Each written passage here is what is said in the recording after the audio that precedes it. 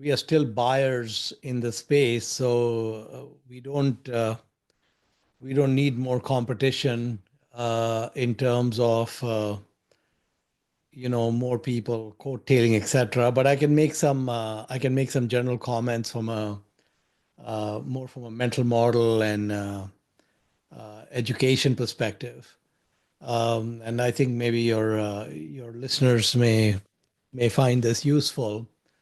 So, um, just taking a step back, um, uh, a long time ago, I think this must be uh, close to 25 years ago, maybe 24, 25 years ago. Um, Warren Buffett had auctioned off his wallet, and he had done it for charity. I think it was at Boys Town or something in Omaha. And he had put a stock tip in the wallet. And that went for quite a bit of money. I don't remember how much. Um, but it turned out the stock tip was a company called First Industrial, which used to be a REIT, an industrial REIT in Chicago. And I was friends with the CEO of First Industrial. We were both in Chicago, so we knew each other. And I told him that, hey, by the way, do you know that apparently Warren must be a shareholder because he recommended your stock. And one of the things about REITs in general is that Berkshire Hathaway doesn't buy them because the tax treatment is not friendly for corporations to own REITs. So this was a case where uh, he was probably buying it personally, and there was no conflict with Berkshire because Berkshire couldn't buy it even if it wanted to because it doesn't work very well. And so I told him it's probably likely that Warren personally owns his shares, and so he was intrigued by that, and he um, reached out to Warren and just said, how humbled and grateful he was that Warren would even have spent any time looking at his small business. And Warren responded to him saying that if you're ever in Omaha and don't call me, I will be quite upset. And so then my friend basically told him, "Oh, what a coincidence! I'm going to be in Omaha day after tomorrow." And so he went to Omaha. He and Warren had lunch, etc. But one of the things uh, that John had told me at around that time, I used to own First Industrial stock as well, is that he had mentioned that um, they mostly invested in industrial real estate, kind of warehouses and factories and that type of stuff. And he said that um, the gestation period to build a warehouse usually is less than a year. And he said the gestation period to build an office tower is maybe 3 to 5 years, more like closer to 5 years with all the permissions and all of that. And so he said that in industrial real estate, we don't get big cycles of booms and busts because if there is tightness in the market and a lot of people go out and build a bunch of warehouses, that space is going to hit the market in 12 months or 18 months. And there may be some temporary weakness, but basically it would immediately, if there was overbuilding, it would reduce the propensity to build more warehouses. And as the economy grew, that excess capacity would kind of get absorbed and things would get to kind of baseline. And again, when things got tight, people would build again. But he said that in office towers, because of the kind of 5 year period, when office vacancies become very tight and rents go quite high, everyone and their brother starts building towers at the same time. And because of the 3 to 5 year gestation period, all these towers hit the market at around the same time. And the boom and bust cycles are much more pronounced because of this lengthened period. Because basically, for example, if in in 2020 we have a tightness in office towers, the first ones are going to get delivered in 2025. So people will still be starting new office tower constructions in 21, 22, 23, and even 24 because they haven't seen the impact of all the inventory that's about to hit. And real estate guys are eternally optimistic till they get eternally pessimistic.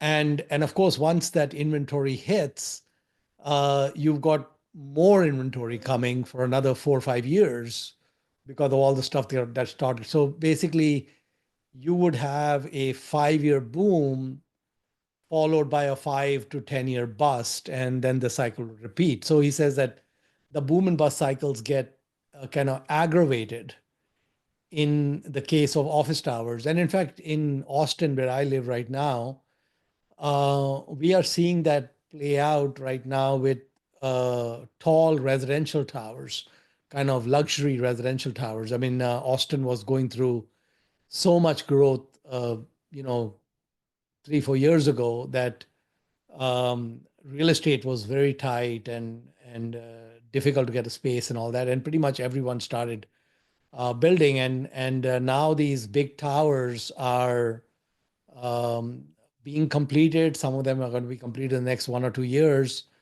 and there's a huge glut and such. So it's not just office towers. We see that in even in residential towers because of the same kind of phenomena. But this particular notion of the gestation period and the boom and bust, how pronounced it is.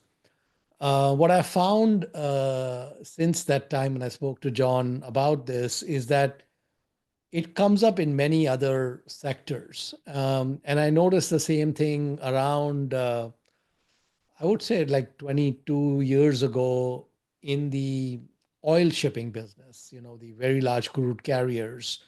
And again, this was a situation, I think, in maybe 2001 or so, when there are about these 400 of these VLCCs, very large crude carriers, that are used to carry large amounts of crude around the world. And there was a big glut. I mean, basically, oil demand went down and there were too many tankers. And because there were too many tankers, the rental rates collapsed. And these tankers were being rented out below. I mean, they were rented at a loss basically because it was better than making zero. If your cost was $15,000 or $20,000 a day from one of these VLCCs, the rates went down as low as 7 or 8 thousand. And what happened at that time was that there was a lot of scrapping because these owners were so distressed. So the global fleet went from like 400 to 360 or 350 with a lot of scrapping because these owners wanted to get some cash. And then the market tightened.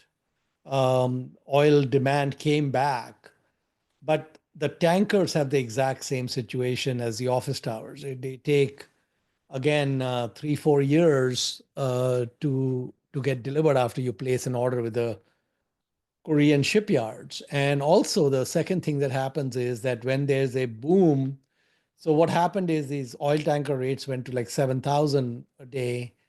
They went all the way to $250,000 a day. I mean, they went to the other extreme. It was just extreme, obscene profitability for these tanker companies. And everyone and their brother at that time went to the Korean shipyards and placed orders.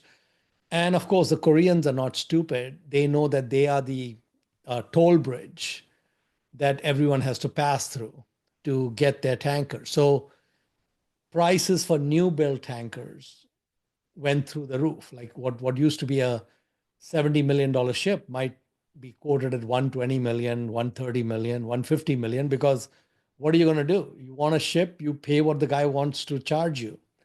And of course, the problem is that when those ships got delivered, again, they all hit at the same time and then, the same cycle. So what I've noticed in the last 2.5 decades is this mental model, which applies to office towers, as actually applies to many different classes of investments, and actually understanding that mental model can give you a big edge. And one of the things in the coal space, especially the metallurgical coal space, which is coal that's used to make iron and steel, is that coal is now a four-lettered word.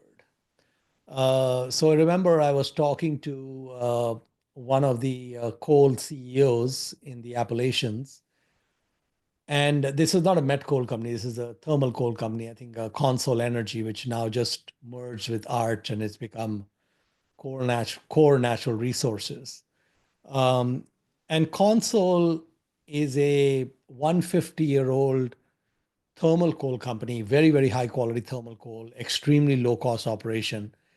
In 150 years of operating, because of their strong product quality and low prices, they've never had financial distress. They've never gone bankrupt, which is almost an anomaly in mining. In 150 years, Consol never had to restructure, never went bankrupt, nothing, because they were always at the bottom of the end of the cost curve, and they always had the highest quality coal. And so they always made money.